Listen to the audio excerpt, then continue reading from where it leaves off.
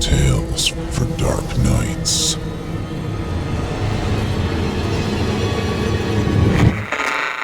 Want to make sure you never miss a Chilling Tales for Dark Nights video again?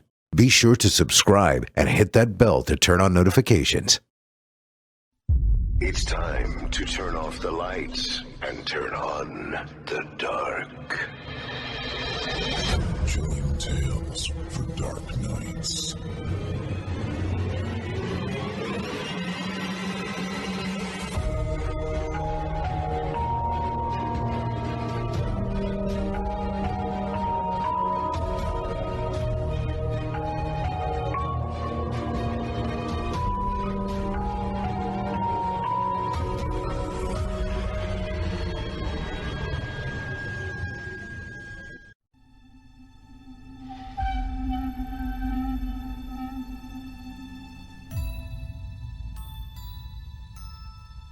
Good evening, listener. You're listening to Chilling Tales for Dark Nights. On tonight's edition, we invite you to leave behind your safe reality and descend with us into the frightening depths of the most terrifying imaginations with an audio adaptation of frightening fiction about substance-fueled spirals. I'm your host, Steve Taylor, and tonight I'll be your guide as we traverse the dimly lit corridors of your darkest dreams.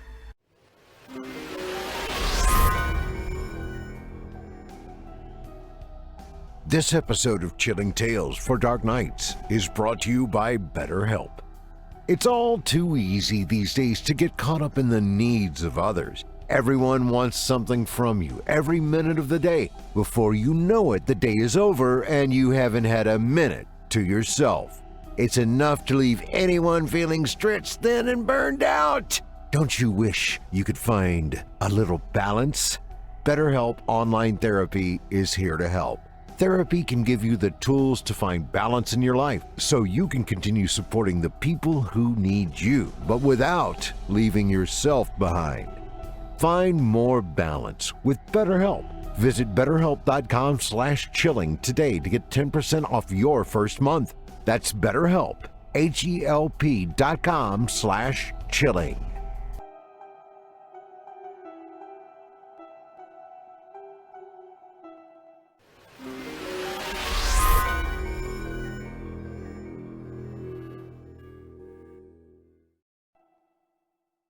Joining us tonight to help bring to life the frightening fiction of Michael Botur is voice talent Nick Goroff.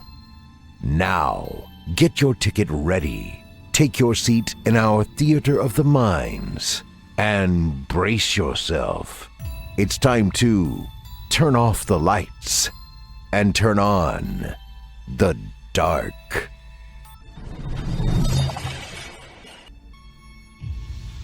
Our tale this evening is written by Michael Botur and is performed by Nick Goroff. They call it the airing cupboard, the room in which counsel is given to former doctors suspended for breaking down on the job. You see, our main character is a stuff-up, a failure, on probation from the review board, and doesn't know if he'll ever be allowed to walk the wards as a medical doctor again. Because he fell in love while training, fell in love with Maya, fell in love with partying, and they both fell in love with the deadly drug, fentanyl, until one of them fell in too deep. And if you haven't guessed, this story features heavy mention of addiction, addictive substances, and may be too much for our listeners in recovery. Listener discretion is heavily advised.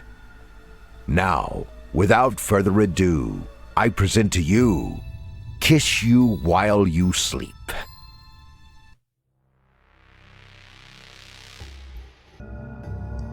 Dr. Georgian, whose young brain is so big it seems to enlarge her head, has been experiencing a condition she claims is nymphomania, though that's a non-clinical term best avoided. The closest clinical term which could describe Dr. Jordan's decision to have sex with patient in the physiotherapy spa pool is hypersexuality. Or, call it plain old depression. Not that it's easy to get a doctor of 25,000 hours experience to admit she has depression, nor any other flaws. Dr. Georgian is reciting the short story I made her write from her tablet. Creative writing is a tool I utilize in the airing cupboard to get my broken doctors to look at their problems objectively. The airing cupboard is the church hall in which my kintsugi gather around me on Tuesday and Thursday mornings to air their angst, to release, to glue their broken shards together with gold. A reminder that they once hurled themselves against something hard and broke apart. Dr. Georgian keeps stopping, putting her tablet down and looking at me to see if I'm satisfied yet. I can tell she's staring at my black eye, thinking I'm the one who's fucked up. The truth is we're all fucked up. Every doctor in the room finds it hard to admit why they're here, airing out their guilt. The head of the review board has ordered every one of my patients to complete therapy sessions in St. Luke the Evangelist Community Hall. The alternative? Never work in medicine again. Doctor, I gotta head off in a couple minutes, Dr. Anson complains, rearranging his shaky, shivering limbs, sitting up and flexing his cramped back. A person gets shakes and cramps when their body chemistry decides it can't exist without the 17 carbon atoms, 19 hydrogens, 3 oxygens, and single nitrogen cherry on top, which, when artfully arranged, make up the hydromorphone we know as dilaudid. I can barely grow a beard and haven't lived long enough to get a driver's license, but I know opioids. I know what Dr. Anson is going through. Tell us why you got a black eye, he says. The group nods along with him. You weren't always a therapist, were you, Doc? We shared, now you share. How come you get beaten up all the time? If you leave early, Dr. Anson, that's 2 hours you've completed with me, not 3. That's on you. Guys, you have to do your 99 hours the same as me. Undoctored and 99 for you, Doc, so we heard. I hold my hand up to say, be patient. I roam the circle of broken doctors as if we were playing duck, duck, goose. For years, you brought the dead back to life. The highest training for the highest salary and for the highest stakes. You learned you were infallible. I learned you had to bury feelings of inadequacy. You became more skilled than 99.9% of people in the world. But because you skipped the part of your development where you became at peace with your human flaws, you fuck up. Deep down, you want to get expelled from the board of registration. You hate triple shifts. You mess up and they chastise, berate, and discipline you. But they don't sack you because they don't want you to quit the hospital, because then they would lose power over you. So, the board of reviewers sends you here because you're a sensitive person trapped in an insensitive profession, and you don't know a way out. Their bulging eyeballs tell me they're not used to being confronted like this, like Maya's eyes when she saw I was going to heaven without her. But my broken doctors are too sensitive. Too sensitive is why I tightly wound Dr. Georgian, filleted an elderly heart surgeon at his retirement function. Too sensitive is why hospital reporter Dr. Choi started tweeting the salaries of 143 hospital board executives before security tackled him off of his office chair.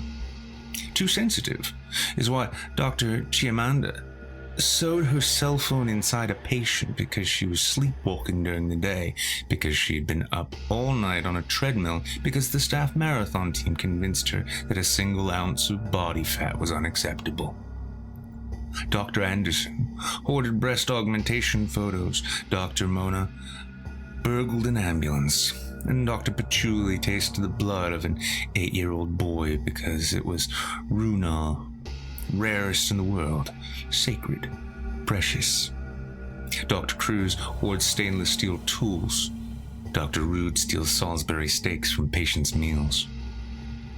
I look at the old cuckoo clock on the oak-paneled wall of St. Luke's. We have 2 more broken doctors to read their simple stories before we can conclude our session. If Supervisor Dr. Selby Chan finds out about my broken docs, I have yet to do exactly 99 hours of therapy within 3 months. They'll be asked to redo their hours from scratch. I'll have to redo my own hours too.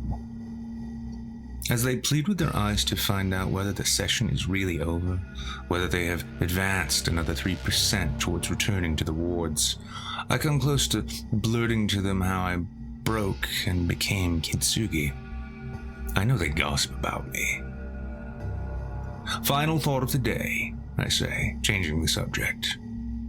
We all feel we deserve to be hurt, but do we actually deserve that? Write me a 20-line acrostic poem in your books, please. Discuss Thursday.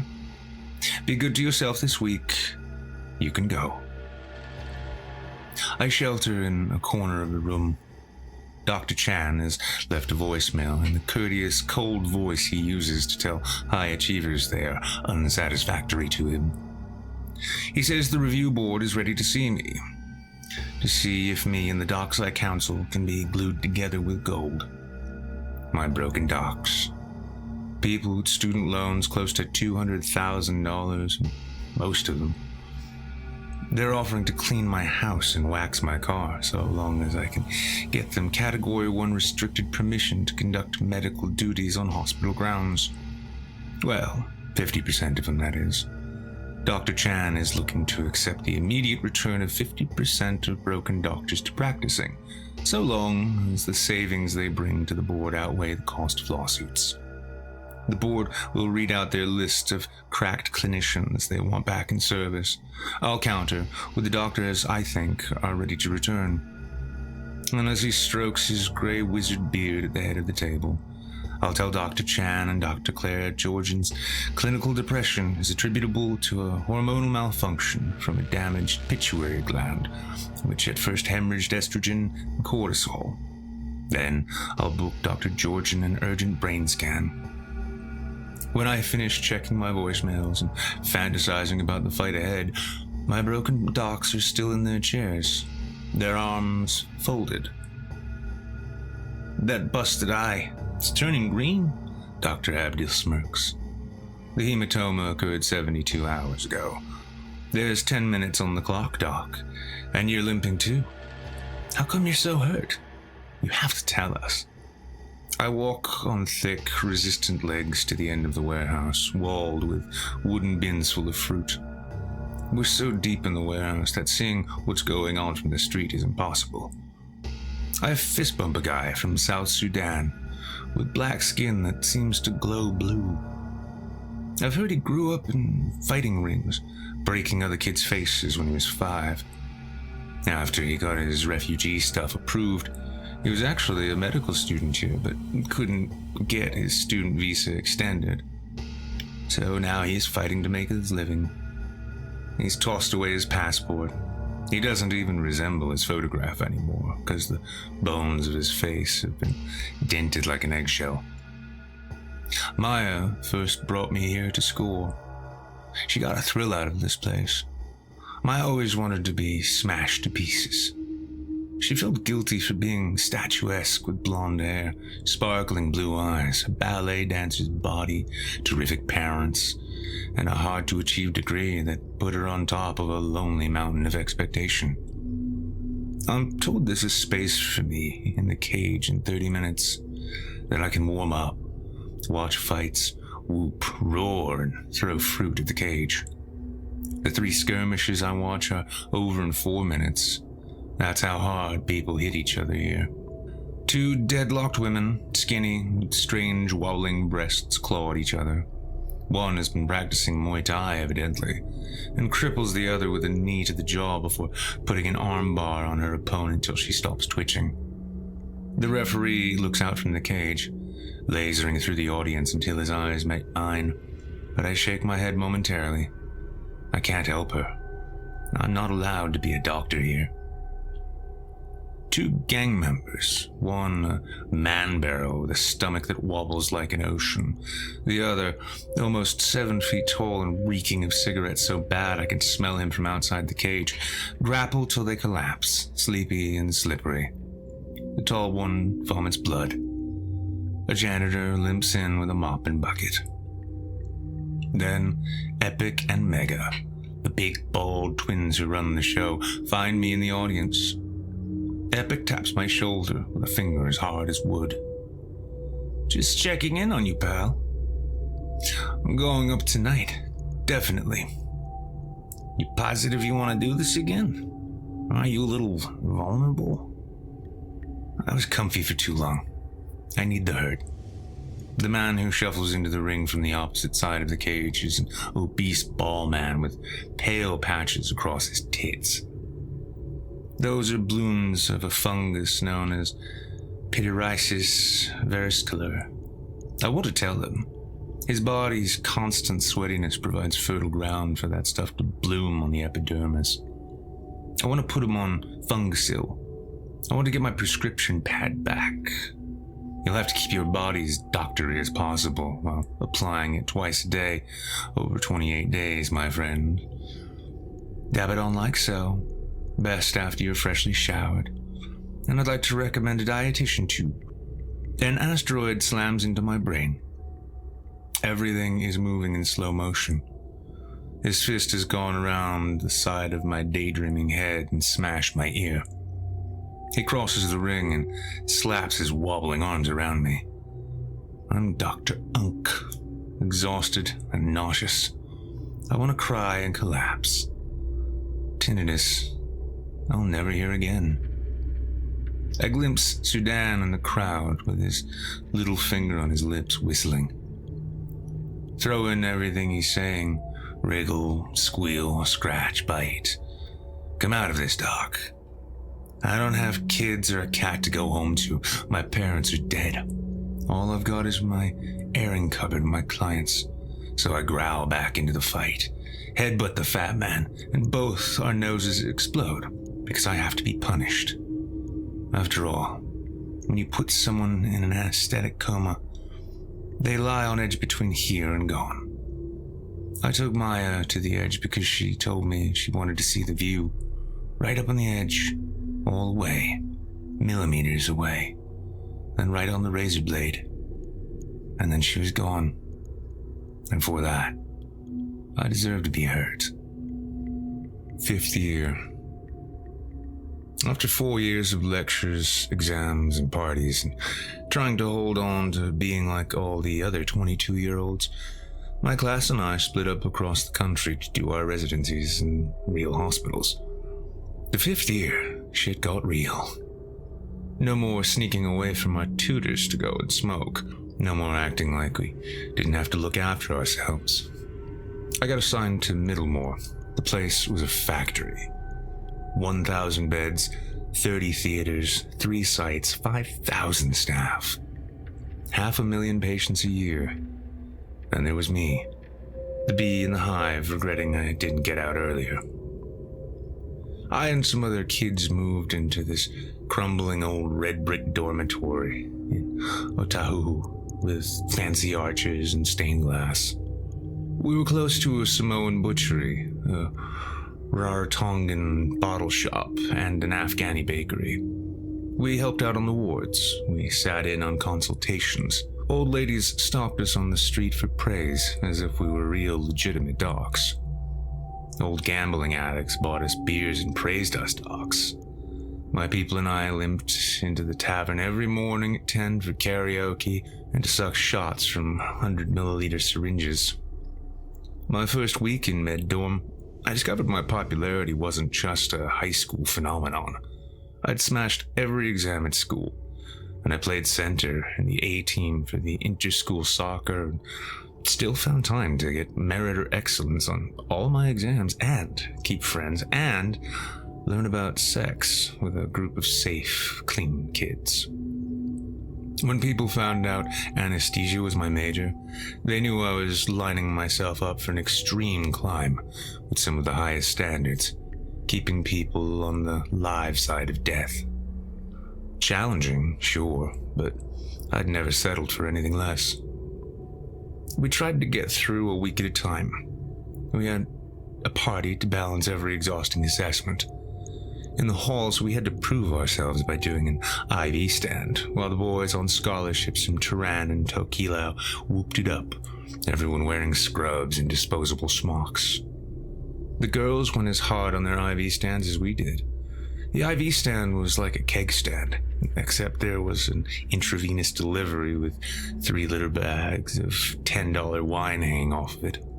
Dr. Jody, Dadu, did a tour of the dorms early in the night to check we were still alive, but instead of scolding us, he just doctor-opped a bunch of cricket jokes and made a conversation about Shane Wayne versus Brian Lara, and kissed the girls' cheeks and called them Betty. It meant daughter. Johnny Krishnan told me. That's what we were to Dr. Jody. We were his beloved kids. He would tisk and chide, but he would forgive us for the occasional blowout. Dadu Jody trusted us. This really tall girl, Maya, was strong enough to hold my legs vertically all by herself while I went to work sucking on a liter of wine. I could hardly concentrate. I stared up at her tree-trunk legs and her muscular chest. I puked before she could tip me the right way up, and the fizzy, bubbly wine puke bile went into my nose, and they had to let me down so my airway wasn't blocked. And as I writhed in a lake of bile, the acronym for the procedure for a blocked-up airway flashed behind my eyes like a billboard.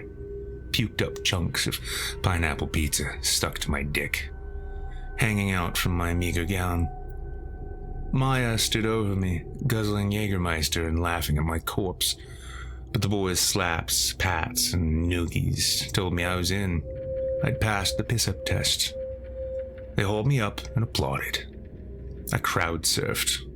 We raced each other to be the first to name the 12 stages in a ventilator inspection checklist while necking 12 shots of rum. An hour later, I was asleep in the bathroom on a pile of moldy laundry. I was wasted, but not wasted enough to override the switch in my brain that told me to wake at dawn and annihilate everyone who thought they were smarter than me. Especially Maya, with her fail comment every time I got the incus and malleus ear bones mixed up. When the dawn alarm dinged on my phone, I stood, washed my dick in the basin with hand soap, and reconstructed what had happened last night. Maya on the floor behind me looked like a dropped marionette. I kneeled over her and studied the movement of her slumbering lips. Her esophageal tract was cramped. I adjusted her head and brushed a sticky curl away from her brow. I hovered my lips over hers. I nearly kissed her while she slept. She was in paradise, though. Wherever she was, she would be happy. No triathlons, no supervisors, no swatting over blood types and allergens and lipid oxygen bonding precipitors. No senior doctors in her dreams were yelling at her hard enough to shake her hair. No guilt, no shame, no hunger, just unconscious bliss. Instead of kissing those lips, I draped a towel over her, stepped into fresh beach shorts and jandals and a Hawaiian shirt I found on the floor of some dude snoring in a bedroom with 3 naked med students piled around him. I walked to my grand round, picking bits of bacon out of my ears. Dr. Harkenwall Jody, godfather of anesthesiology, was in the front of the meeting room illuminated by the projector, asking everyone if they could explain the TCSC of having an airway blocked. TCSC. Total combined status circuit? No, consequences. Everything in anesthesia is a consequence. I stuck my hand up. Everybody stared at me as I answered. Kids in class. When the esophagus is blocked, like even just 10% is going to stop you being able to aspirate your carbon dioxide, I ventured. So that CO2's gonna line your bronchioles like cholesterol or something. The CO2 makes the muscle in your airway all thick and saggy till it almost closes. Real bad if you're obese. You said we're supposed to flag it as a code orange compound complication and pre-op. Mr. Delight! Dr. Godfather clapped and grinned so wide I saw a flash of gold. CO2 every child. 2 particles of oxygen and 1 of carbon. Dear friend, the oxygen we need in the air we breathe. Tell me something, child. Tell me something really important. Tell me how many one-day international test caps MS Dhoni is having, child. I picked a shard of vomit from the yellow stubble on my lip. 156? 158. Nerd. Somebody threw a drink bottle against my head. Insufficient! Dr. Jody slapped his desk. He grinned wickedly. 156 milligrams of sodium pentothal, patient stable. With 2 more milligrams, we are taking the patient to 158. Mister, is the patient stable? Patient critical, I mumbled and hung my head. Maya limped in towards the end, just when Dr. Jody talked about the rhesus negative tests, absorbed opioids compared to the Rh positive blood. She showered, put on a miniskirt and heels, and even wore her stethoscope. A waft of fruity shampoo went up as she sat in front of me, blocking me with broad, sporty shoulders. Maya was blocking out the presentation, blocking the adulation from our godfather. Down in front, I whispered. She half turned her head and sneered. Fuck you. Make me. She winked out of the corner of her eye and said in a low voice, Get to the top of Mount Aspiring before me. I'll fuck you. I'd never found anyone as competitive as me until I met Maya. We were obsessed with one-upping each other. A dancer since the age of 4, Maya was 2 inches taller than me, even without high heels, which she put on at least once a week when she dragged me to another social. We'd drive up to her dad's yacht club and suck oysters out of the shell in massive swish glasses of Chardonnay. Then the next night, she'd have box fit with a couple of the girls from our rheumatology group and go clubbing afterwards, and I'd limp behind her, unable to match her shot for shot, and watch in a corner with folded arms while she zigzagged on stage, her huge hips bumping against her friends. There were only 168 hours in each week. Still, she seemed to fit in 50 hours of tramping, 50 hours of volunteer hearing and vision checks on poor kids in the ghetto, 50 hours of partying and fine dining, and not to mention 50 hours networking with the Silverbacks, so she would have her first hospital career lined up after she graduated. Lined up before me. That's what it was all about with Maya. She liked me, as I was a threat she could stay ahead of. We had sex in a long drop toilet buzzing with flies as soon as we got back to the hut where we'd left all the other med students who couldn't keep up.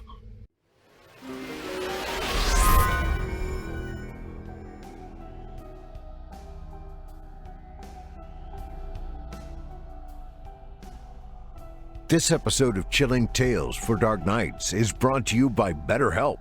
Being a hero ain't easy, folks. Even now, I can hear you saying, yeah, tell me about it, Steve. And it's true. These constant acts of heroism are just draining. Getting the kids fed and ready for school, putting your fake suit top on and starting your Zoom meeting, getting your kids from the bus stop on time, feeding them yet again. My gosh, not all heroes wear capes, folks. Safe to say, some of them wear fake suit tops. In any case, these ceaseless responsibilities can leave anyone feeling stretched thin and worn out, even heroes like us. So how are you supposed to live a healthy, balanced life when it seems the fate of the world rests on your shoulders? For starters, BetterHelp Online Therapy. See, when we spend all our time focused on others, we neglect to take care of ourselves. Therapy can teach you to cope with your responsibilities so you can support the people who need you, but see to your own needs in the process. Balance is the key to a healthy life, and no one knows that better than the folks at BetterHelp. Here's how it works. First, you'll fill out a brief questionnaire on their website to help them get to know you. In as little as 48 hours, you'll be matched with a licensed professional therapist who's perfect for your needs. From then on, help is at your fingertips. You can text anytime and receive prompt, thoughtful responses. You can schedule weekly video chats or phone calls, whichever one you're more comfortable with. And it's all done remotely, so you'll never set foot in an office. As if you have time for that, right? You know what I love about therapy? Talking things out with a therapist is like a great big release valve. It's like flushing out your water heater. All the rust and whatever else comes out with it. I always feel better afterward, and the tools they teach you are time-tested and trustworthy.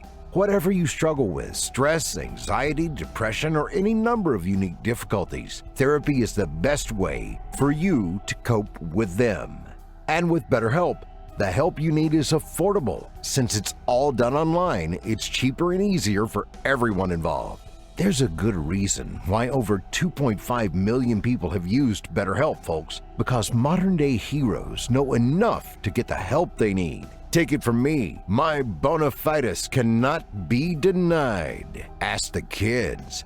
On second thought, just trust me. Find more balance with BetterHelp. Visit BetterHelp.com/chilling today to get 10% off your first month. That's BetterHelp, HELP.com/chilling. Thank you for your support and for supporting our valuable sponsors.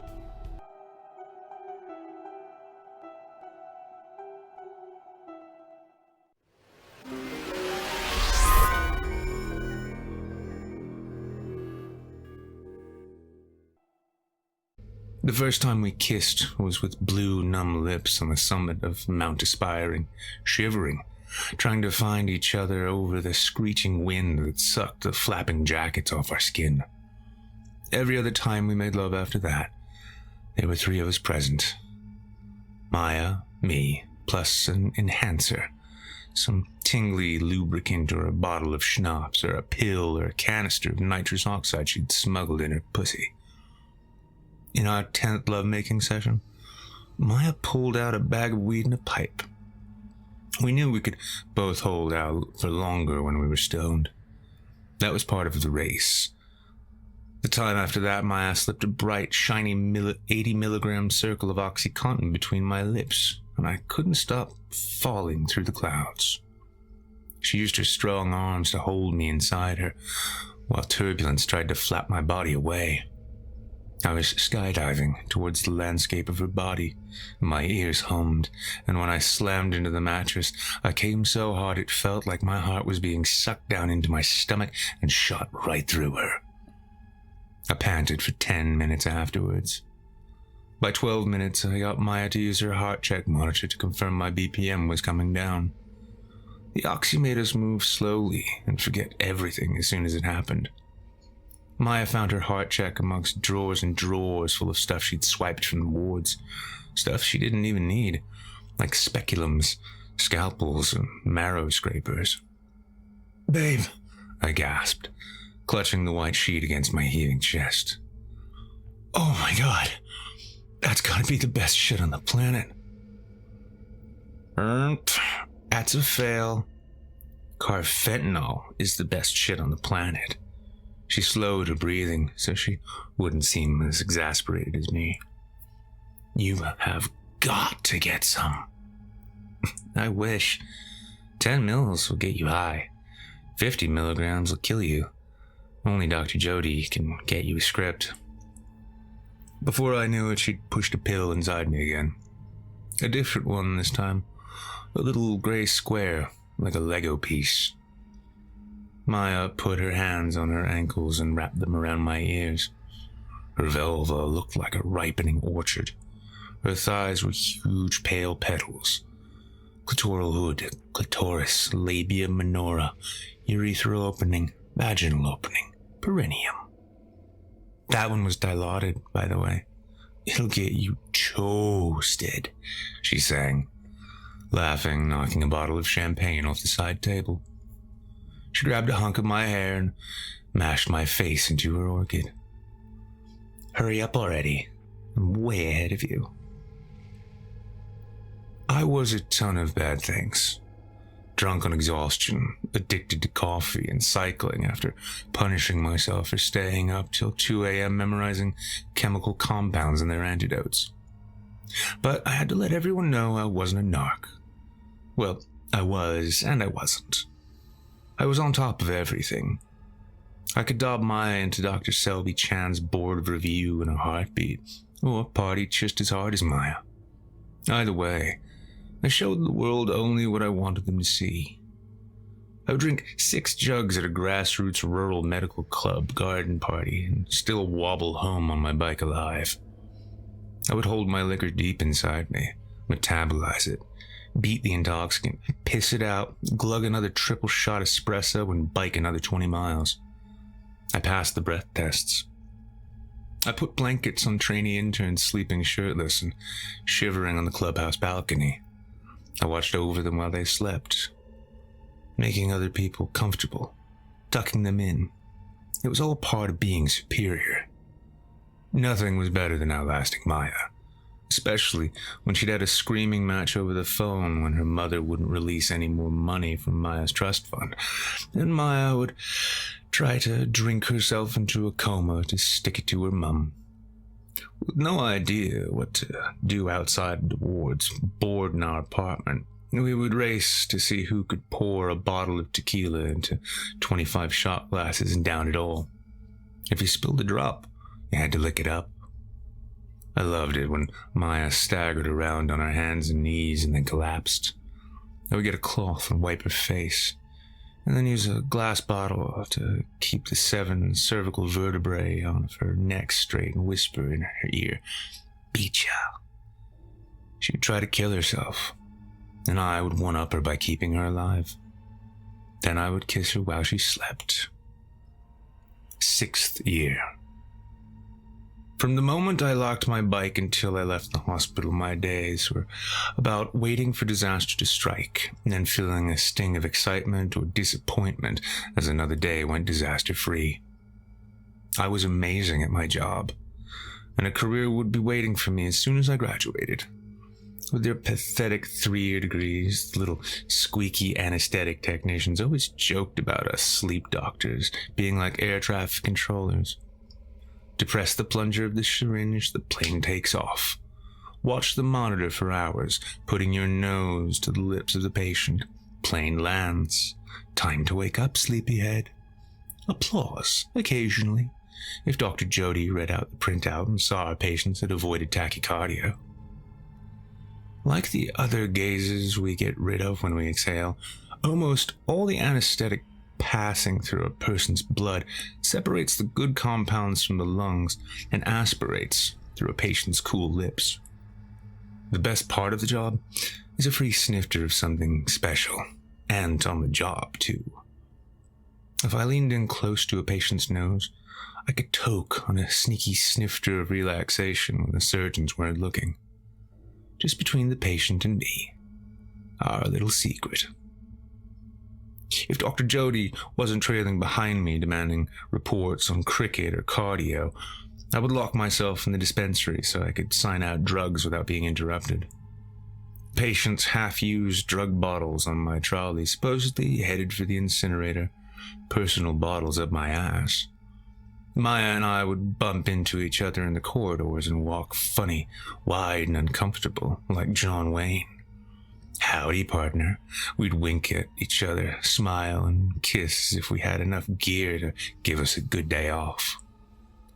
Didn't matter if I was sitting in on the surgery, doing pre-op checks or post-op, filling out timesheets, or just sitting through grand rounds. As little as half a tab of paracodeine would melt the anxiety away. Just hearing the names of the drugs on the patient's notes made me relax. They sounded divine. dilaudid made me think of eyelids snapping open and irises dribbling color from 100 Crayolas left in the rain. Isoflurane sounded so laboratory pure that I wouldn't be responsible for whatever it did to my body. The hard industrial dare of desflurane. The stay away I'm powerful of sevoflurane. Demerol made me imagine crisp, clean white things. Vecuronium sounded like a Roman noble.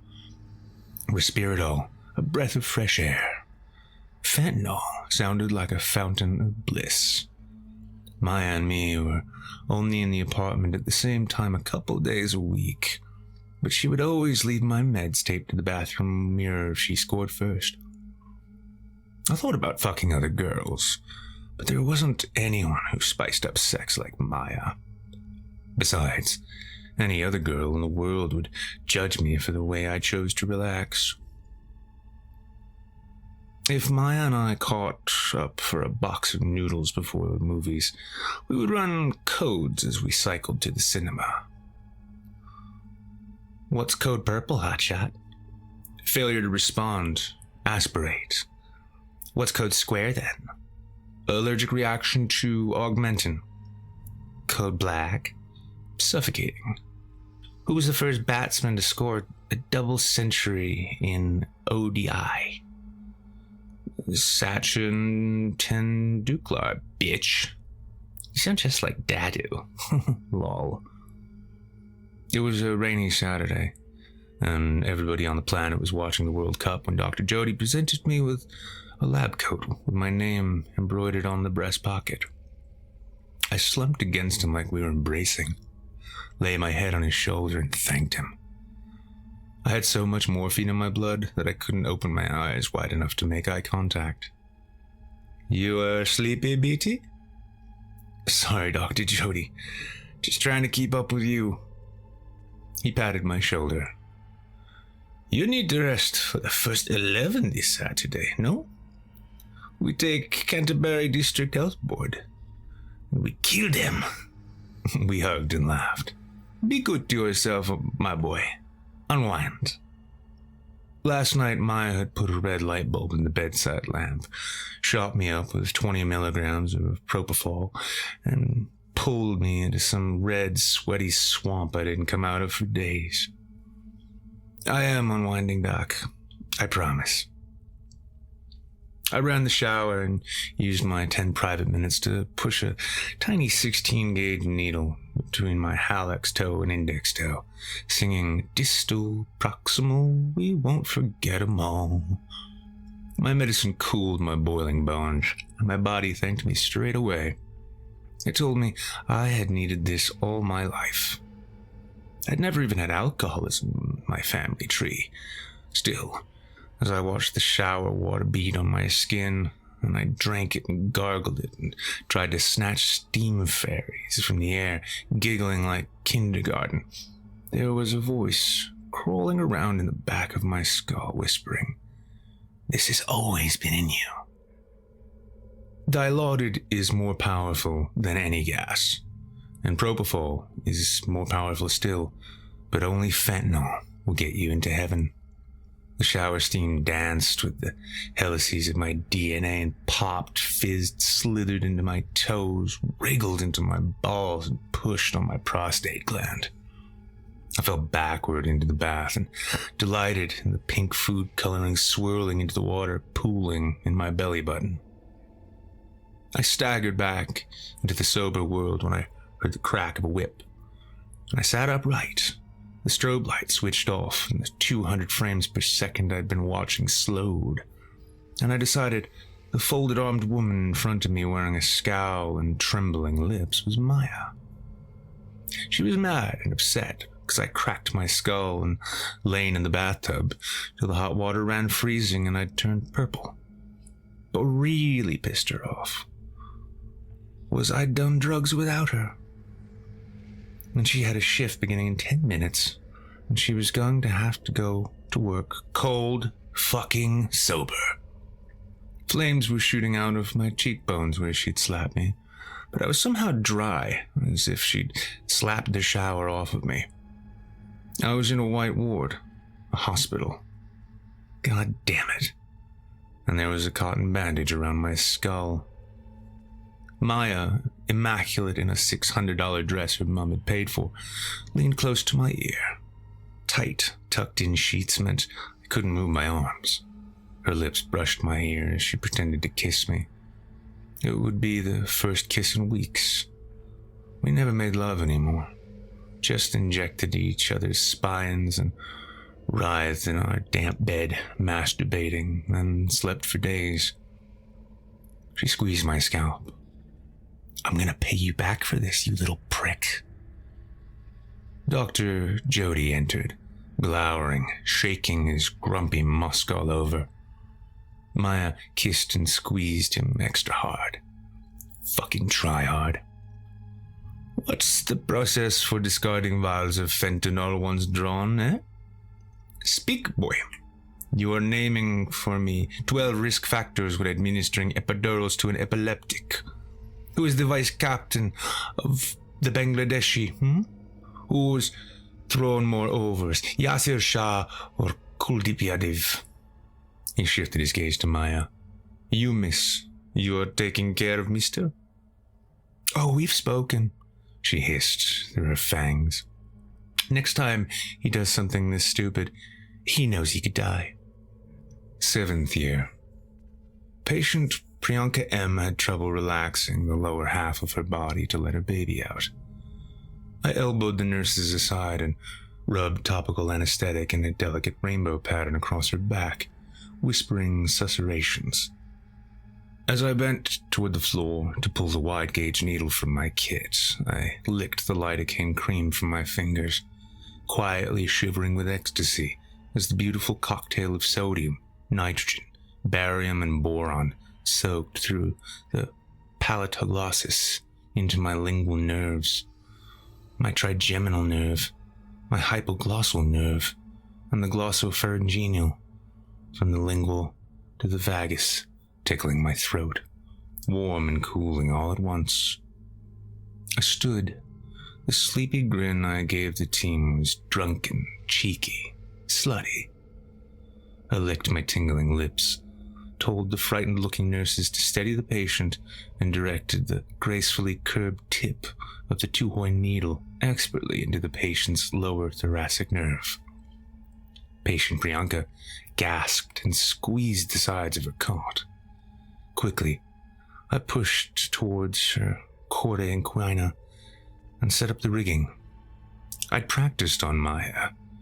We'd made love with tubes sticking out of her back, crunching as we writhed, wriggled, and shuddered. I just managed to push in the loss of resistance syringe and feed the milk of the poppy inside her dura mater before I let go of the rigging and dribbled some instructions to the nurses to plug the patient's release button in so patient Priyanka could squirt heaven inside herself. Walked crisply out into the corridor, leaving the yabbering clamor behind me as I rounded the nearest corner, tugged on 3, then 4, finally 5 cupboard doors, before I found one as inviting as a hotel. Walls 2 meters apart, with a paint-splattered aluminum basin to sit on so I could tear off my sock, jam a needle between my big and little toe, tickle the medical calicancele nerve with a little drink of bliss, and plunge the needle's depressor down so hard I blasted all the way up to my sciatic nerve. I rolled hard into a pile of buckets. Final year. Maya fell asleep on a flight of stairs and tumbled down and cracked her femur. They gave her a blood test, and the nurses looked at the results and ran and got Dr. Jody. When she woke, she was a druggie. Nobody trapped in a plaster cast in traction. Dr. Jody was scribbling on his prescription pad, but was angling it protectively away from her. He even shunted his chair back a foot from her bed. He wrote her a script for morphine, and she glared at the pathetic quantity he was signing off. Don't you have anything stronger? Dr. Jody told me later that she would have lunged at him like a vampire if she hadn't the cast on her leg. I agreed it was a shame what had happened to her. If I could get my hands on the bastard that got her hooked. I was losing my family. I tried to hang out with the boys, but everyone was dispersing to Britain, Canada, or the South Island. They were off being paramedics or rural doctors or lecturers. Some of them even had admitted being a doctor was too stressful. They quit. And now the worst drug they did was cholesterol. At home, Maya shot up and watched TV all day. She saw this thing on Discovery. A tiger was sedated with 100 mils of fentanyl. She took up the challenge. She dosed as much as a tiger, then as much as a dolphin, then as much as an Indian elephant. "Smash it," she said one day, just as I was about to go to work. "Crack it open." She pointed her scratching knife at me. "Immediately." There was nothing around the house to crack through the plaster cast on Maya's leg, so I went out and bought a spade with a good sharp edge. I did a few practice whacks on the arm of the couch and the coffee table. "I don't think I should do this," I told her. "Then how the fuck am I supposed to get to my femoral vein, genius?" I need a hit first." She nodded and made a hurry-up, swirling motion with her index finger. I injected myself and shot her up through the crappy sapphirous vein on her foot to appease her while I got ready for the big injection. Then I was ready to take off her cast. The first few whacks with the spade cracked the plaster. The last whack cut into her muscle. Maya cried, peed into her dressing gown, and bled on the couch. She didn't want a bandage, though. Maya begged for another squirt. I dialed for an ambulance, and they rushed her in while she cried, "Carafin, cuff," sliding between alive and dead. Her re-broken femur, weaked, cracked, and sharp, had punctuated her femoral artery, and her leg was blue and fat, blood leaking inside her like a garden hose. Dr. Jody babbled in Hindi. His eyes glinted, wet and shiny as he wailed, wept, and chased the stretcher down the corridor. The only word I caught was "BT." "Fentanyl won't do it, Dadu," I told him on the edge of the operating theater. "It has to be the strong stuff." He looked at me with hurt. Dr. Jody was our top physician, but he'd let his children cling to his legs. We were dragging him down. "With apology to the god," he sighed, withdrew his pad and signed the authorization. I raced to the dispensary, got the carfentanil, and on the way back paused with the vial in my hand, licking my lips, just staring at the prize I was holding. 24 carbons, 30 hydrogens, and a couple of nitrogen and oxygen atoms are positioned on the compound just so. Symmetrical and beautiful. I was standing outside a giant white clean toilet. I could lock myself away and go on holiday right now. Escape all this. No. Resist, man. Patience.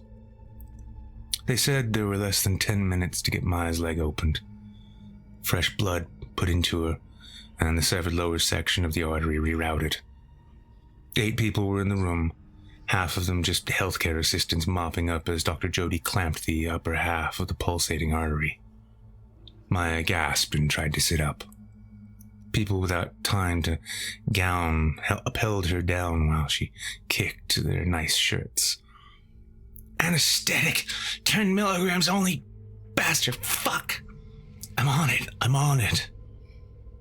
I plugged her in, pushed the trolley to the corner, tubes everywhere, and stood there with my nose against the heart monitor, watching my eyes plane in the air, shuddering against turbulence.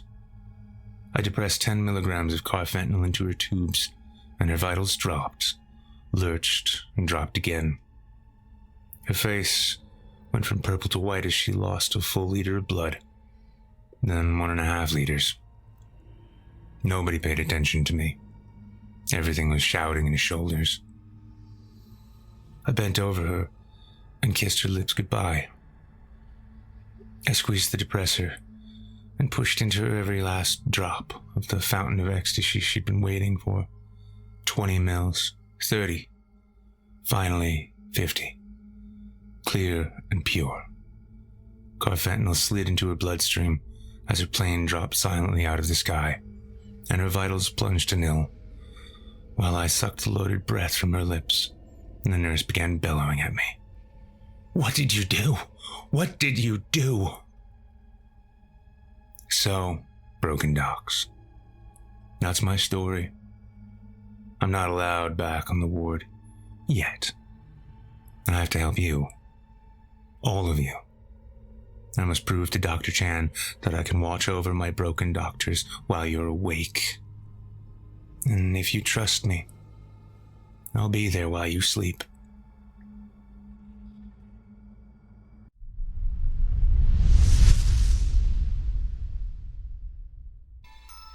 I hope you enjoyed Kiss You While You Sleep, as written by Michael Botur and performed by Nick Goroff.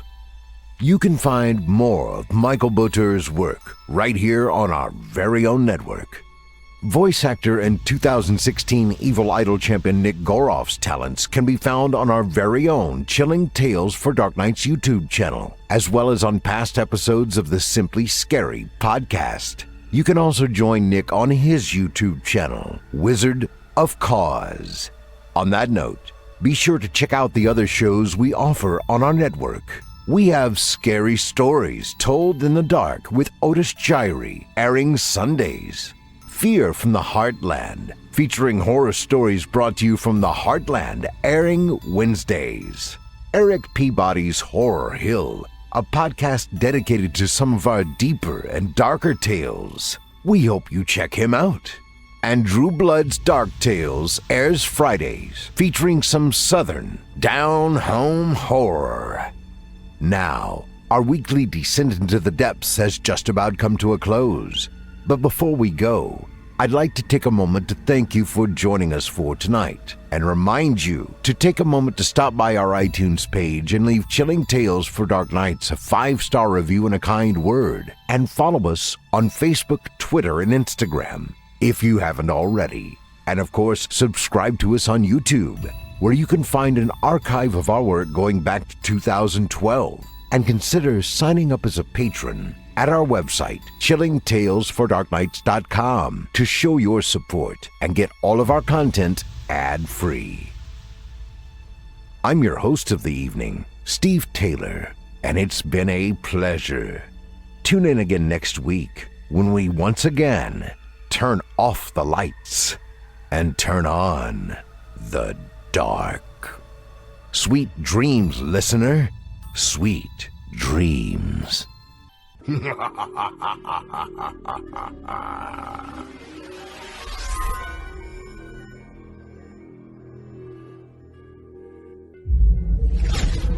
Chilling Tales for Dark Nights.